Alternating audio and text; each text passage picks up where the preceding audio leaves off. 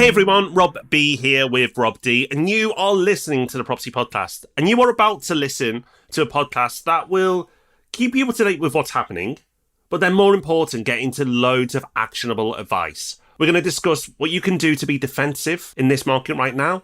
And for those who are interested, we're also going to let you know how you can go on the attack.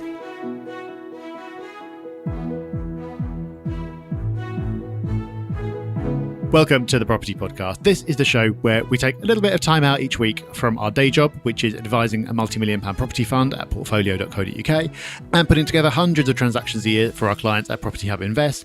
And we share some of what we've learned and some of what we're seeing in the market at the moment. There's a famous saying, don't let a crisis go to waste. And while I wouldn't call what's going on at the moment a crisis, there's certainly conditions that are creating opportunities for action. So as Rob said, both defensive and attacking moves coming up in this episode. And make sure you stick around to the end for Hub Extra, where we're sharing a video that we've really enjoyed recently. So it's time for our news story of the week. And let's face it, it's been a pretty grim part of the show over the last few weeks. There hasn't been a lot of good news, although we've tried to give a bit of perspective to the madness. But I'm pleased to say we actually do have good news this week. And the news is that mortgage rates are coming down, and coming down already, I might add, because a lot of people are probably still shell-shocked from the last month of everything that's going on. So for mortgage rates to already be on their way down is a really positive sign. It is, and this is such an area where you've got to get past the emotion and develop an understanding of what's going on and what it actually means for you personally. Mortgages are always an emotive area anyway, and there's been so much in the press about it. And every time you'll go and look at the BBC homepage, there's something about someone who's terrified because they're not going to be able to pay their bills. And I'm not trying to deny that their experiences are real, but I'm just saying that you shouldn't get caught up in the emotion of that without understanding what it actually means for you. It might not be anything bad, and what action you can take. And there are lots of actions you can take. And that action starts with understanding what this is all about and what may happen next, which is why we did a YouTube video on this subject, which had loads and loads of views now. We'll link to that in the show notes. But one of the points that we have been making on the podcast, which is that fixed rates, which have been exceptionally high, but we believe that there were lots of reasons why they would come down, which is why taking out a fix at those really high rates is not a good idea if you could help it. And indeed, they are coming down across the board, according to a story in Mortgage Strategy. 2-year fixes, 3-year fixes, 5-year fixes, 10-year fixes, all of them are down. And also, as we explained in the video, this is all driven by the swap rate, and that shows you why this is happening. What basically amounts to mortgage lenders' own cost of funding has come down by nearly 1% over the last month alone.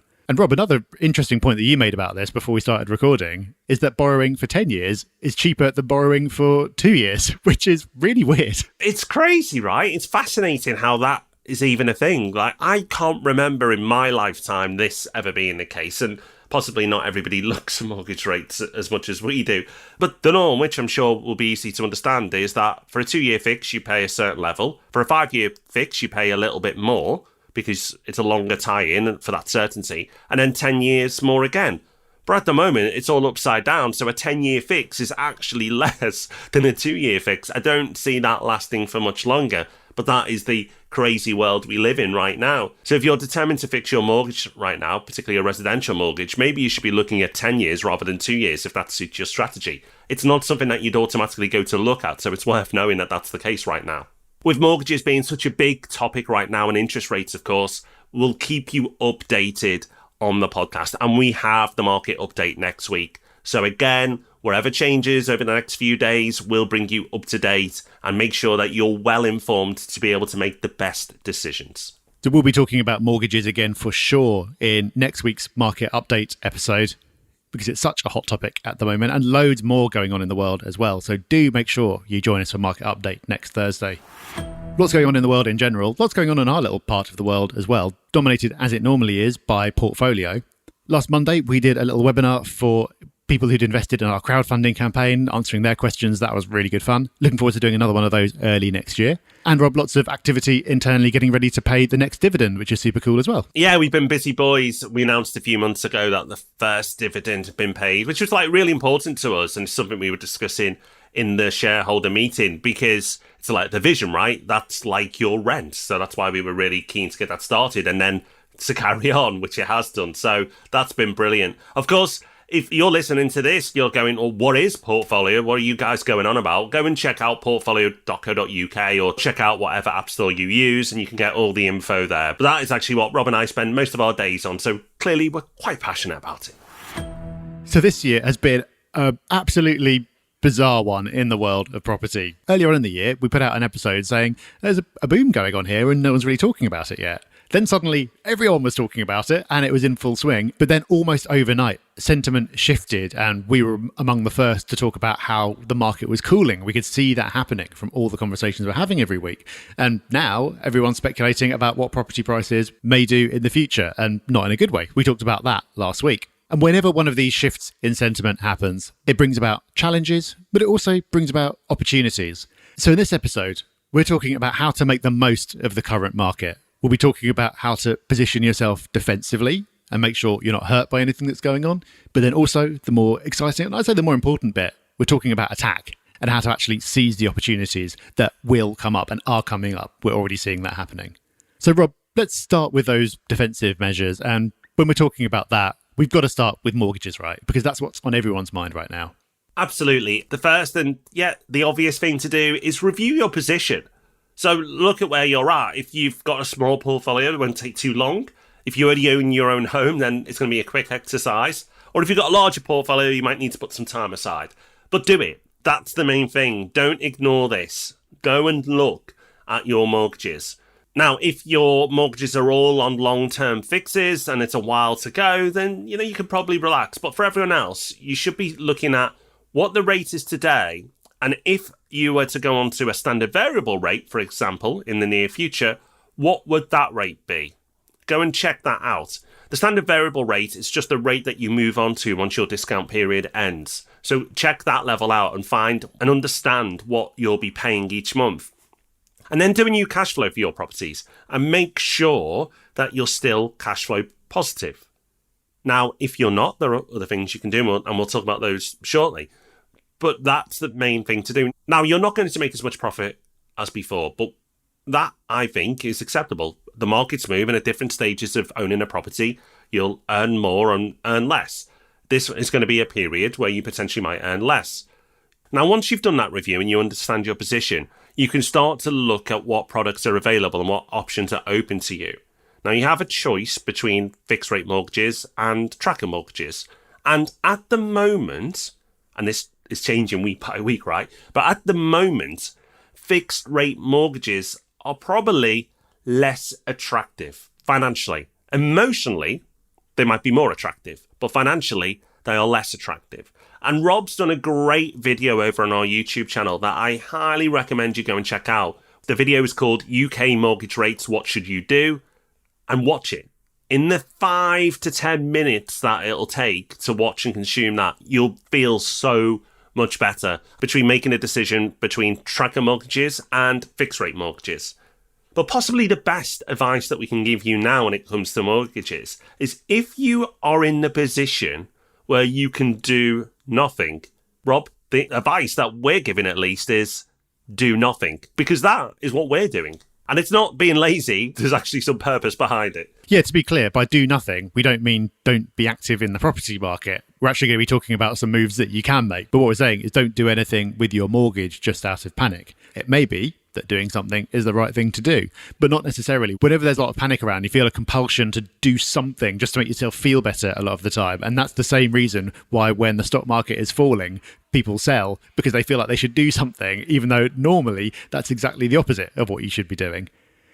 I also know that there's a lot of people who have seen mortgage rates going up and going, oh my goodness, well, the Bank of England is going to almost certainly put up the base rate in the coming weeks, and therefore fixed rate mortgages will go up even further. So I need to get in now before that happens. So as I mentioned earlier in the show, it all starts with educating yourself about this, understanding what's going on, doing what Rob said, which is reviewing your position, and then deciding if any action is appropriate. Another defensive measure that you can take is taking a look at your cash reserves.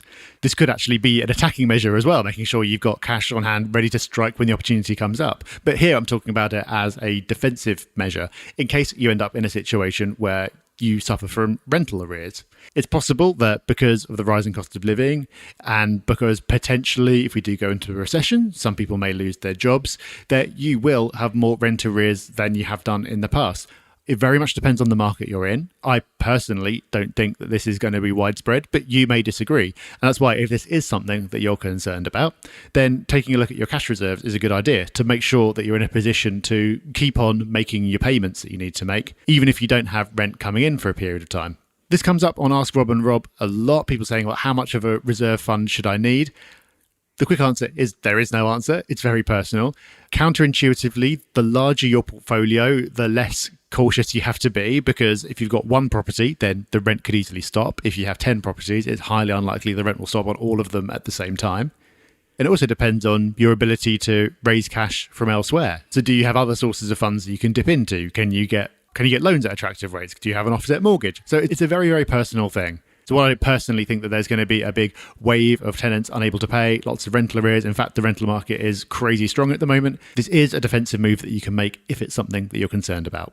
So defence is important, right? But attack is more exciting. So let's move on to attack. What can you do right now to possibly better the situation you're in? And I touched on earlier that you should look at your cash flows of your properties and go, okay, where are we right now? And there are things that you can do to impact that in a positive way. And the thing that you should be doing is reviewing your rents, because while interest rates have gone up and therefore mortgage rates have gone up, something else that's been on the way up over the last few years are rents. But not all landlords, not all property investors are good at reviewing their properties and keeping up to date with where their rental levels are. Now, I'm not saying that you look at your portfolio and jack up the rents to the absolute maximum possible. You do have tenants, and I think there is a balance to play, and you are dealing with humans here, it's not just spreadsheets. But if you are under renting your properties, you're punishing yourself. So it's not to say go to the maximum, but it's also fair to say that you shouldn't undercharge as well. I think there's a happy medium, particularly for existing tenants in your property. Rob, this is something that we've chatted about many times on and off the mic, and we ourselves are constantly looking at our properties and making these decisions. But you've been through this recently. Yeah, I've had a real change of heart and leading to a change of behaviour around this. Because in the past, I've had a general kind of unspoken policy of not really increasing the rent for existing tenants. And it's partially because if I've got good tenants, I want to reward them. But also, selfishly, I don't want to rock the boat because I don't want them to leave. Because if good tenants leave, you don't know who's coming in next and you've got a load of costs around it. But recently, I looked at a couple of my properties and got a real shock because I've had tenants who've been there for, say, 3 years. And over those 3 years, rents have exploded. And now the amount of charging is so much lower than the market rate. I actually think it's ended up in a situation that's not good for anyone. It's not good for me because I'm kind of ripping myself off. But it's also potentially not good for them because it depends on how actively they're keeping an eye on local rents. But you could end up in a situation where if, for example, I decided to sell the property, not that I'm planning to, then they would not be able to find anything else, even remotely comparable in the local area that they could rent for the same amount. So I'm coming to the view that it's actually better when rents are rising to do small rent rises each year, even if it's only by 25 quid or something, just something to stop too much of a gap opening up, but also so there's a constant awareness on the part of the tenant that this is happening and so they don't suddenly get a shock. And it avoids any potential situation where I suddenly want to put the rent up by £300, which would obviously be a very difficult conversation and probably something that they wouldn't be willing or able to put up with. So I think you can definitely go too far the other way. And there is a contingent of landlords who go, oh, well, my mortgage rate's got more expensive, therefore I'm going to put the rent up. That's stupid. It shouldn't work that way either. But I've certainly been too far the other way, Rob. So I found this personally a useful mindset shift brought about by how fast rents are going up at the moment. So if listeners can start doing the same thing before they get as many years into it as I am, I'll probably leave them in a better position. Absolutely. I think there's a way you can be slightly better than market rate for existing tenants, but still continually move and assess the rents. That's right. I think there's a way you can give a bit of a discount to long-standing tenants to market rate, but at the same time be adjusting the rents to move up as the market moves up. So they're still getting a discount at all times, and you can point that out to them if you need to. But you're not shooting yourself in the foot. And I know by speaking to you, Rob, or investors over the years, that sometimes you can go too far one way. You can go too far on the pushing the rents as well. And I know some landlords, and fortunately not many, who try and push the market rate and sometimes beyond for existing tenants. And that doesn't sit well with me. but you should not be punishing yourself. So that's the main lesson here is do a review, do your cash flow based on your mortgage rates today, your mortgage rates and what they might be in the near future, and assess the rents. And even if you assessed them a year ago, 6 months ago, it may have moved up since. I'm not saying if you've moved them up 6 months ago, you move them up now, but it's still good to know for when you're planning a future rate rise with your mortgage that you know you've got a potential rent rise as well in the future in your back pocket. It'll give you a lot of reassurance. So while the interest rates can be scary for some, the rise in rents should give you comfort. So that's what you can do with your existing portfolio. Something else you can do is get out and look at opportunities to expand your portfolio. And that's something that not a lot of people will be talking about right now because the media is so negative and people tend to be led by the media. And when the media is negative, they switch off, they stop looking for opportunities. They think, oh, maybe this isn't a good idea after all. I'm worried about the portfolio I've already got. But other times when the media is positive, they get excited at exactly the same time as everyone else is getting excited and therefore end up competing in a really hot market, which is exactly the opposite of what you should do. Because, Rob, when the media is negative, there's the opportunity to get out there and make offers. I think it's worth saying that this is something that we get to see so much of by operating our business Property Hub Invest, which goes out and finds deals to help investors build their portfolios. Because we're doing that, we're seeing so many examples right now of the ability to go out and make offers that we just couldn't do a few months ago. To say things have changed is a bit of an understatement. It's crazy, right? The first half of this year, let's again remind ourselves, the first half of this year, the property market was booming. It wasn't growing, it was booming. And to do a deal in the first half of the year was extremely difficult. Extremely difficult. You can now do a deal. And in fact, as a property investor, if you're active right now, it's your duty to do a deal. Why would you not get yourself a deal if it's there on a plate? It's there. Go and eat it. Go and eat that deal. It's there for you to consume. A little bit of work will really pay off right now. These opportunities don't come around very often. The market is not crashing. Might dip a bit, but it's certainly not crashing. Now, it might in the future, but we certainly don't think that's the case. So that's why we've been very active recently. And we've both been expanding our portfolios because we feel now is a great time to do a deal. But that's just us. But as Rob said, with Property Hub Invest, we are having developers approach us. At the first half of the year, we'd have to fight to get them on the phone to talk about a deal. And sometimes the conversations didn't last very long, understandably, right? It was a booming market. Right now, we are getting inbound emails from developers of all sizes, from small local developers to national developers that are listed on the FTSE. And not just from one or two of them, pretty much every national developer you can think of is reaching out to us to try and do a deal. And we are in the fortunate position of cherry picking the very best deals for our clients. Now, this isn't a pitch for Property Hub Invest. Yes, if you want to go and look at what we do, you're welcome to. Go to propertyhub.net/invest. But on the podcast in the last few weeks, I've said that you can do this yourself. And it is true. Go on Rightmove, Zoopla, look for new builds. You can do a search where you just find new build properties. They are the properties, the type of properties right now you've got the best chance of doing a deal on. You can do it with other types of properties as well. But there are developers, not all of them, but there are developers with finance who are coming to completion or who have completed who are nervous and they want to de-risk themselves. How long will this last? We'll see. But the point is, the chance is now. So the part of this episode I'm most excited about is the part that is the opportunity. And I appreciate not as everyone is as calm and as experienced as Rob and I and won't be making moves, but at least have a look, at least see what's possible. Because if you understand what's possible, then you can make a decision. But by just ruling yourself out, you might be hurting yourself financially. Yeah, and there's some specific tactical things that you can do around this. And actually, we put out another YouTube video about this, which we'll also link to in the show notes, that shares a bit more detail about how to do this and some tools that you can use. But it basically amounts to a couple of things. One is going back to any offers you've had rejected and seeing if anything has changed. So if you missed out on a deal 2 months ago, a lot could have happened in that time. That offer may suddenly be looking a lot more attractive to a vendor who's suddenly a bit more panicky. It may also be that they had a sale agreed, but it's since fallen through. Fall throughs actually, according to the latest data, aren't up by all that much. and they're still below the pre-pandemic average, but they're higher than they have been in the last couple of years, which means there will be situations where, say, a first-time buyer was going to buy the property, but then their mortgage has suddenly got more expensive, or they're having a bit of a panic, and so it falls through. At that point, your offer could be more attractive. So you should go back to anything you've been unsuccessful on in the past. Another thing you can do is look out for price drops, because in a market when everyone's this negative, whether they're right to be negative or not, the only people who are listing their properties for sale are those who need to sell. Anyone where they're just kind of thinking about it, or, well, it might be nice to move somewhere with a bit more space, so let's list ours and see if we get any interest, they're not going to be listing at the moment. So any property on the market, you've got somebody who wants to sell. It sounds like that should be the case always. It's not. You'd be surprised how many properties are on the market with a seller who's actually not that bothered about selling. So for any property, there's the opportunity to do a deal.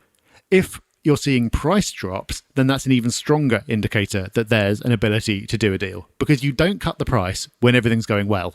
If there's loads of interest and new viewings every day, you do not cut your price. And so if the price is falling, it shows that things aren't going well. It also shows that they're not content to just wait it out. They're reducing the price to try to get interest going, to try to do a deal.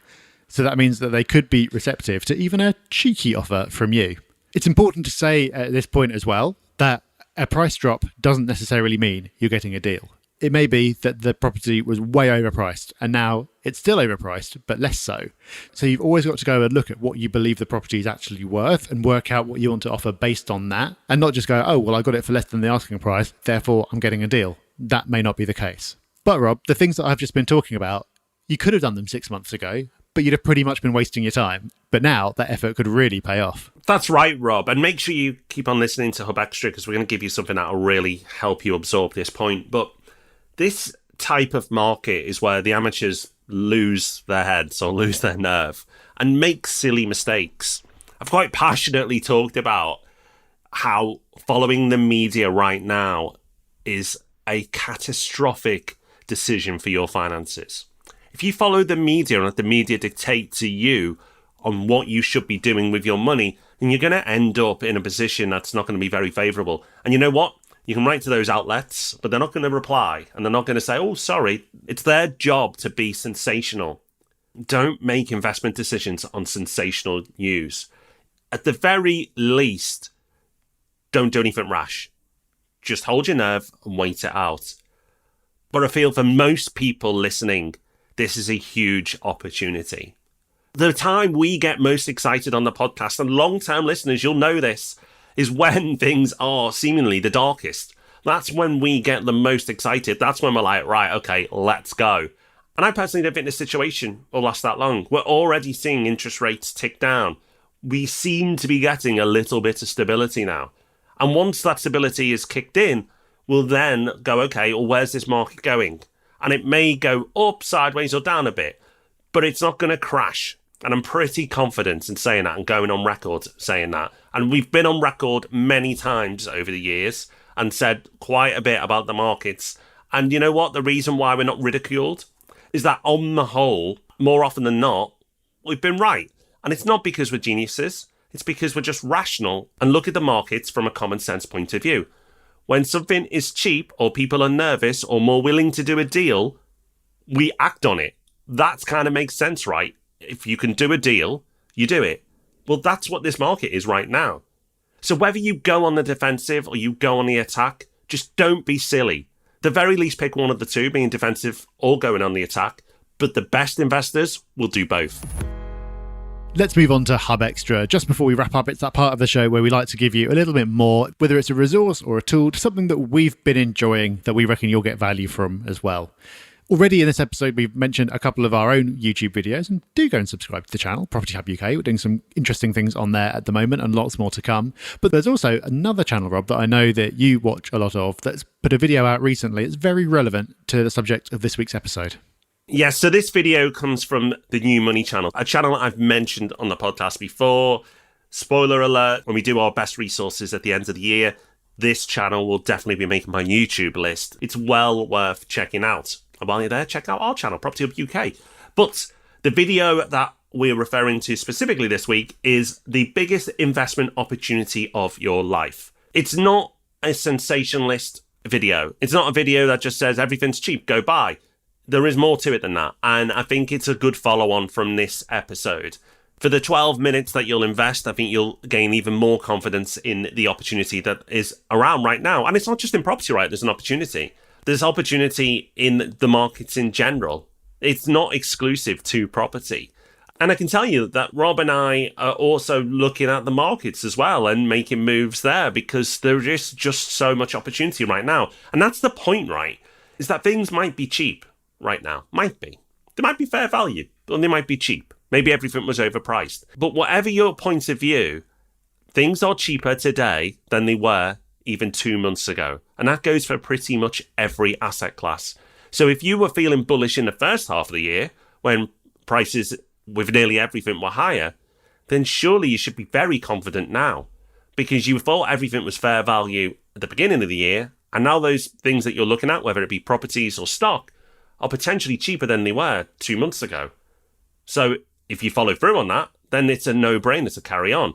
However, as we've talked about, the media will do a great job of making you feel nervous. And I'm not suggesting you just start buying things willy-nilly and being reckless. Of course not. Do your research. Make sure that you are doing the right thing.